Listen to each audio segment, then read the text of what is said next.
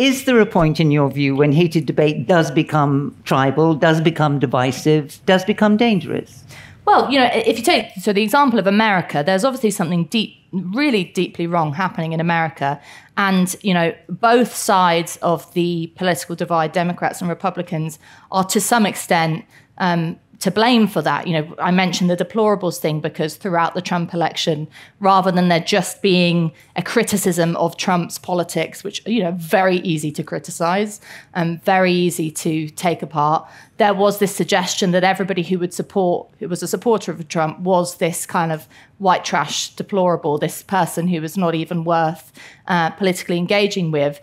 And of course, on the flip side, every single critic of Trump, from the mildest to the most extreme, he just labeled as a merchant of fake news. It was just don't engage at all. That it's a kind of anyone who thinks I'm nothing but a god is making it up. And so you've had this real entrenching of rather than just sort of political divides on important issues like the economy or healthcare or whatever, you've got this kind of school playground attitude of just hurling, on the one level, hurling insults at each other, but also this kind of ingrained view that we are inherently different, that one side is evil and one side is good. And, it only takes an issue like abortion, for example, for everybody to suddenly realize that actually there's a huge amount of crossover, and both, the idea that the Democrats and the Republicans have vast disagreements on that is a nonsense.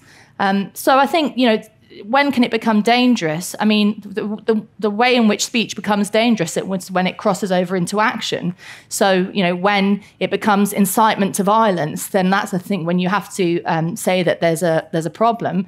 But I don't think that, and also, what does speech being dangerous mean? I mean, great speeches have invoked revolutions throughout history, which I'm sure were dangerous for some, but liberatory for others. The reason why I'm a journalist is because you hope that your words aren't just going to fritter away and become tomorrow's chip paper, but that it might stir someone to think differently. So words are powerful, but I think the idea that words and speech can become dangerous has been too often used as a means to have a kind of precautionary attitude to things, to censor things, to say, you better not say that, or what if, and I think that kind of censorious attitude is the greater evil. Myriam? Well, I'm not really sure that, so a lot of the mediums that we use for so-called debates are actually debating platforms. So if I think of YouTube, a lot of the YouTubers make videos that are then viewed by millions of people or hundreds of thousands or thousands, depending on your popularity levels. But you're basically just speaking at people. You're not actually really engaging with others. And Twitter is also another example of a platform where you might think you're having a debate when you're responding to someone in 146 characters, but you're really not. You're just probably making a slightly flippant point. Guilty as charged. I do it as well, but I'm not going to claim that I'm engaged in a really healthy debate that's constructive and helping me better understand an issue. Same with Facebook. And I mean, Facebook is another added layer of complication, which is that, we were talking about the US election. Was it a third of articles that were considered fake news, I think it was, during the last US presidential election? I mean, the number of Americans who were absorbing information that was literally factually incorrect and carried on platforms and then used as part of arguments for the justifications of, so-called culture wars. I think a lot of the problem is to do with the medium. I don't think the issue is with the debate, honestly. I really think that discussion and debate is how we come to know one another. It's how we come to understand each other's perspective. But I do think we have to be really attentive to the platforms on which we engage in debate. And I can give you some really solid examples. I can give you a really concrete example. Like, I really like Ella. We really, or at least I have a lot of respect for Ella. In our personal time, we can sit behind the scenes and have a coffee, or I'd like to think that we get along. We disagree politically, but that doesn't mean we can't talk or that I don't have respect for Ella and I would never insult her. If we only ever communicated on social media, you might think that we were engaged in wars. And so it really is about checking the platforms and what the platform's service is. Remember that social media companies aren't there to help deepen democracy.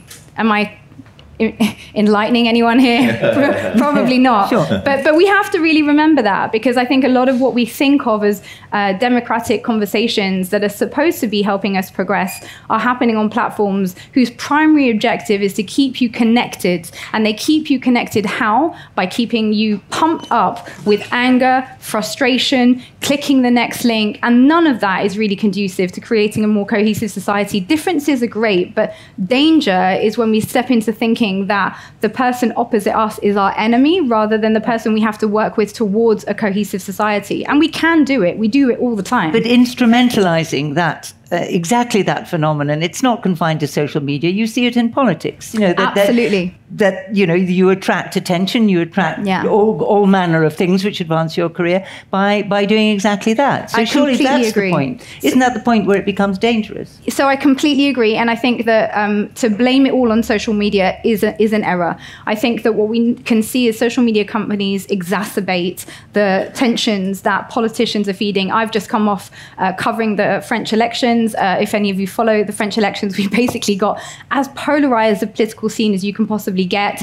We've had a runoff between the far right and a so-called centrist candidate for the last two presidential elections, and the center has completely collapsed. And that's because the rhetoric that has been adopted by so-called centrist characters is the same rhetoric as that of the fringes. And they've done that because the fringes, when they say something completely insane, like, Muslims are about to take over France and impose Sharia law, boom, becomes part of a big headline. The mainstream candidates feel the need to respond to that, and that becomes the mainstay of the political debate. But when you poll people on what they actually wanted the presidential debate to be about, they said the cost of living standards, the environment, this is what people wanted to talk about. And so politicians are to blame, but so are the platforms that we choose to engage with. Paul, you're so chill that clearly you don't feel that anything's becoming dangerous. But is there a point in which you would think that heated debate does become divisive, does deepen these problems? Should I try and carry on this chilled thing? Yeah.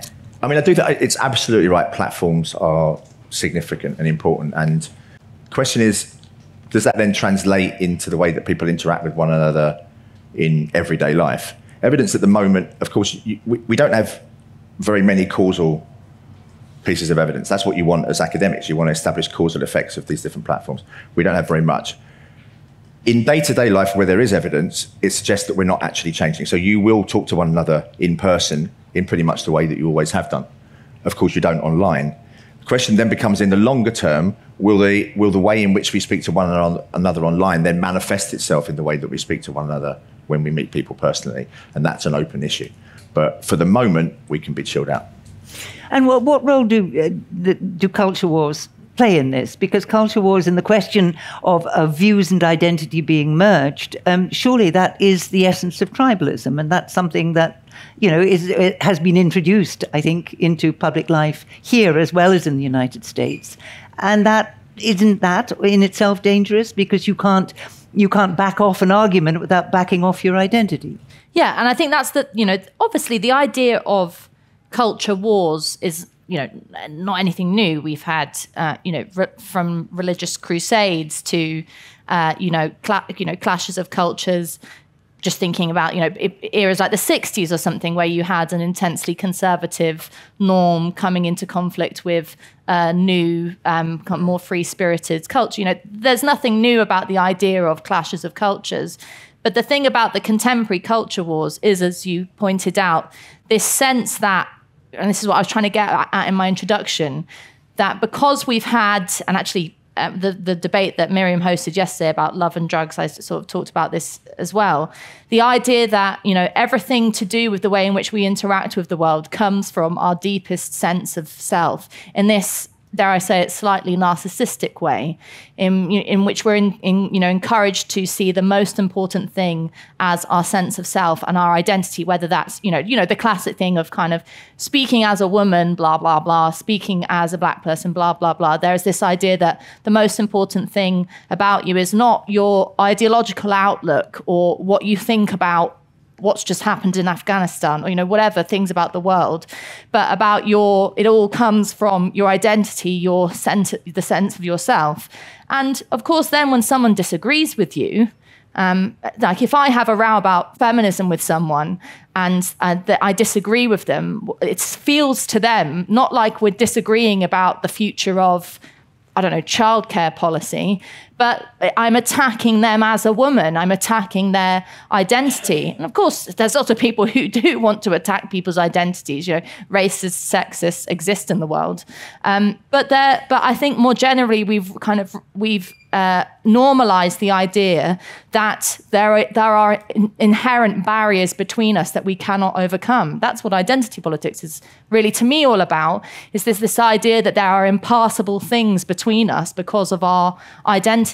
We've kind of really lost, this is the most important point, we've lost faith in the idea of a universal politics. I mean, particularly for those of us on the left, there has been a total loss of the sense of a kind of universal left-wing outlook, which is, but just on the point of, you know, I just want to come back to this thing on social media, just because I think it's a danger when we suggest that with the wrong tools, people, and I'm not really saying that Myriam's saying this, but with the wrong tools, people turn into animals.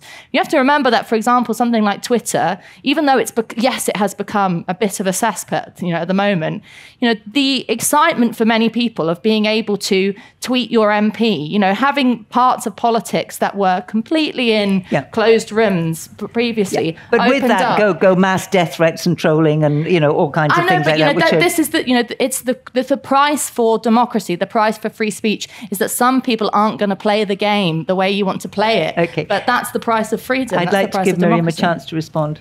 So just on that point, there's a filmmaker who I really like called Dia Khan. To continue watching this video, click the link in the top left or in the description below. Or visit iai.tv for more debates and talks from the world's leading thinkers on today's biggest ideas.